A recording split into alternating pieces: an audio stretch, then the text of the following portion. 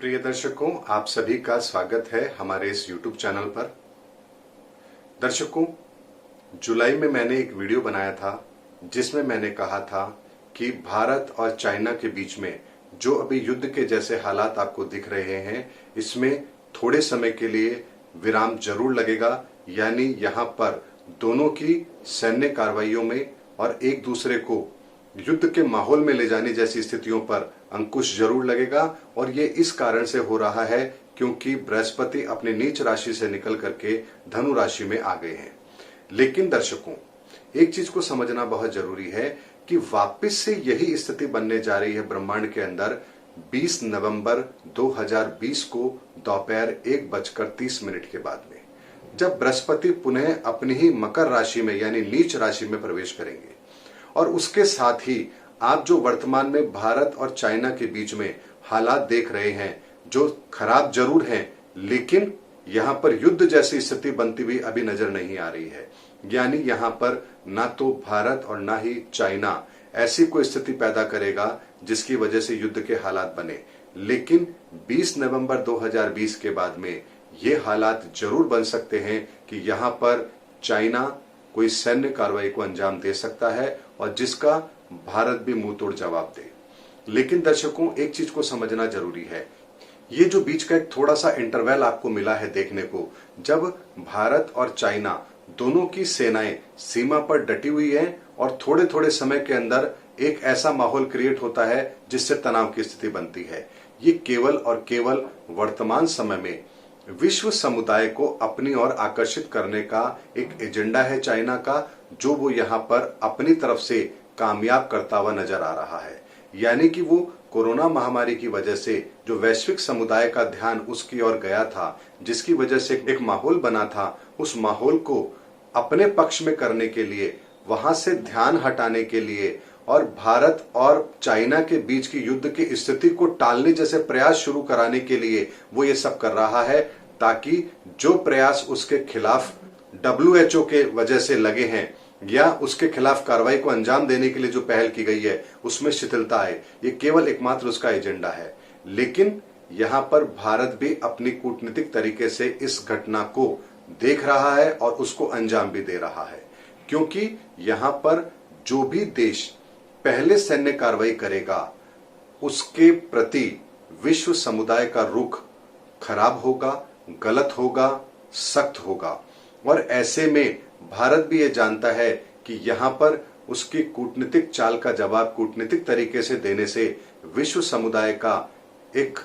सहयोग भारत की तरफ बनेगा, एक सिंपैथी भारत की तरफ बनेगी। और ऐसे में जब भी यदि युद्ध का माहौल हुआ तो भारत को विश्व के बहुत बड़े बड़े देशों का समर्थन मिलेगा, जिसकी वजह से वैश्विक स्तर पर चाइना हमसे मुकाबला नहीं कर पाएगा। क्योंकि ये ठीक उसी तरह की स्थिति है जैसे यदि दो व्यक्ति आपस में लड़ रहे हों और अचानक वहां भीड़ इकट्ठी हो जाए और भीड़ का ज्यादातर हिस्सा जिस व्यक्ति की तरफ होगा वहां पर उसे सिंपैथी जरूर मिलती है और दूसरे पक्ष को वहां पर अपना बचाव करने के लिए शांत होना पड़ता है। लेकिन यहां पर एक चीज और समझने वाली बात है कि ऐसे में जब पूरा विश्व समुदाय जानता है कि इस समय पर चाइना गलती कर रहा है, भारत कोई गलती नहीं कर रहा है, तो ऐसे में यदि चाइना अपनी तरफ से कोई सैन्य कार्रवाई करेगा तो विश्व का एक बहुत बड़ा सहयोग भारत को अपने आप मिलेगा, इसमें कहीं कोई संदेह नहीं है। और यही कूटनीति है भारत सरकार की भी, जिसकी वजह से वो चाइना को उसके एक्शन का जवाब देती है लेकिन अपनी तरफ से कोई बड़ा एक्शन नहीं लेती है। यानी कि डिफेंसिव मोड में अभी भारत सरकार काम कर रही है, एग्रेसिव मोड में काम नहीं कर रही है। लेकिन ये सब स्थितियां 20 नवंबर को दोपहर में 1:30 पर जैसे ही बृहस्पति अपनी नीच राशि मकर राशि में प्रवेश करेंगे, ये सब्र की सीमाएं भी टूट जाएंगी और उसके बाद में भारत और चाइना के बीच में आपको ये जो स्थिति आप देख रहे हैं ये बिल्कुल चरम सीमा पर देखने को मिलेगी। और यह भी कहा जा सकता है कि उसके बाद में भारत और चाइना के बीच में कोई सैन्य कार्रवाइयां भी हो सकती है। और इस बार यदि सैन्य कार्रवाई हुई तो ये एक बहुत बड़ा अंदेशा भी इस बात का बन रहा है कि ये कहीं विश्व युद्ध का कारण ना बन जाए, क्योंकि नवंबर के बाद में धीरे धीरे करके 6 ग्रहों की युति एक घर में बनने जा रही है, मकर राशि में बनने जा रही है, जो किसी बड़े युद्ध का संकेत जरूर दे रही है। ऐसी ही स्थिति 1962 में बनी थी, तब भी चाइना से वॉर हुआ था और अभी फिर वैसी ही स्थिति बनने जा रही है। ऐसे में नवंबर 2020 के बाद में भारत सरकार और चाइना, इन दोनों के बीच में किस तरह की स्थिति बनती है और कौन किस तरह की पहल करता है, ये तय करेगा कि दोनों देशों के बीच में सैन्य कार्रवाइयां होनी है या नहीं होनी है। इतना निश्चित है कि भारत कभी भी पहल नहीं करेगा, लेकिन यदि चाइना ने ऐसी गलती की तो एक बहुत बड़ा खतरा यहां पर पैदा होगा विश्व के सामने, जो आने वाले समय में एक थर्ड वर्ल्ड वॉर का रूप भी ले सकता है। क्योंकि ग्रहों की स्थिति ये कह रही है, यदि यहां पर नवंबर से लेकर के फरवरी मार्च तक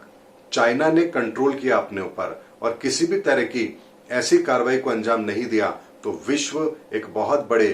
थर्ड वर्ल्ड वॉर से बच सकता है। क्योंकि इस बार का यदि युद्ध हुआ तो उसका सूत्रधार केवल और केवल चाइना होगा और जिसका दंड पूरे विश्व को भुगतना पड़ेगा। ऐसे में जो वर्तमान में आप स्थितियां देख रहे हैं, ये अभी 20 नवंबर तक कोई बड़ी घटना यहां पर नहीं होने वाली है। ये छोटी मोटी तल्खियां चलती रहेंगी दोनों देशों के बीच में, लेकिन 20 नवंबर के बाद ही कोई बड़ी सैन्य कार्रवाई होगी, ये ग्रह साफ साफ संकेत दे रहे हैं। तो ऐसे में अभी और समय बाकी है चाइना की इस स्थिति को देखने का, क्योंकि यहां पर अभी वो कोई बहुत बड़ी कार्रवाई नहीं करेगा, केवल छोटी मोटी उकसाने की कार्रवाई करता रहेगा। कभी अपनी सैन्य ताकत बढ़ाएगा, कभी कोई एक्टिविटी करेगा जिसकी वजह से भारत को परेशानी हो और भारत भी उसका जवाब देगा। ये केवल और एक केवल कूटनीतिक तरीका है चाइना का भारत को परेशान करने का और विश्व समुदाय को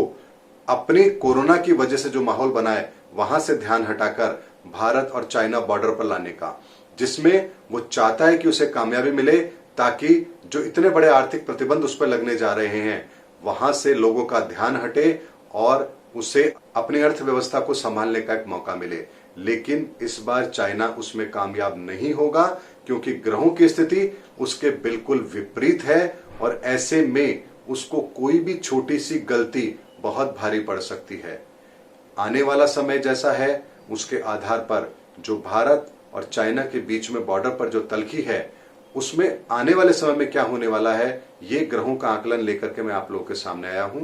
20 नवंबर तक कोई भी बड़ी सैन्य कार्रवाइयां यहां पर भारत और चाइना के बीच में नहीं होगी, लेकिन 20 नवंबर के बाद में कभी भी इस घटना को अंजाम चाइना के द्वारा दिया जा सकता है, जो आने वाले समय में थर्ड वर्ल्ड वॉर की स्थिति भी ले सकता है। इसलिए हमें अभी बहुत सावधान रहना है और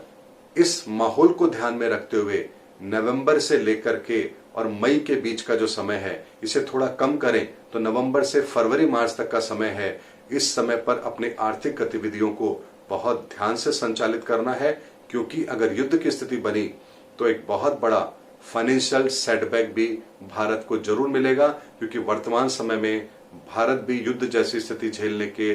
काबिल नहीं है, क्योंकि ऑलरेडी हमारी अर्थव्यवस्था बहुत कमजोर है और ऐसे में यदि युद्ध जैसे हालात बने तो परिस्थितियां और विकट होंगी, जिसे संभालने में बहुत मुश्किलें भी आएंगी और जिसका सीधा सीधा असर एक आम जनजीवन पर पड़ेगा। इसीलिए हम सबको बहुत धैर्य के साथ में मई 2021 तक का समय व्यतीत करना है, ताकि कोई भी बड़ी घटना घटित होने पर हम इतने ज्यादा विचलित ना हो जाएं कि हम अपनी परिस्थितियों को ही ना संभाल पाए। उम्मीद करता हूं मैंने इस वीडियो में आपको आने वाले समय के बारे में एक विशेष जानकारी देने की कोशिश की है कि हमें कैसे और किस तरह से अपने व्यवहार को रखना है। अगले वीडियो में फिर आपसे मुलाकात होगी, तब तक के लिए जय हिंद, जय भारत।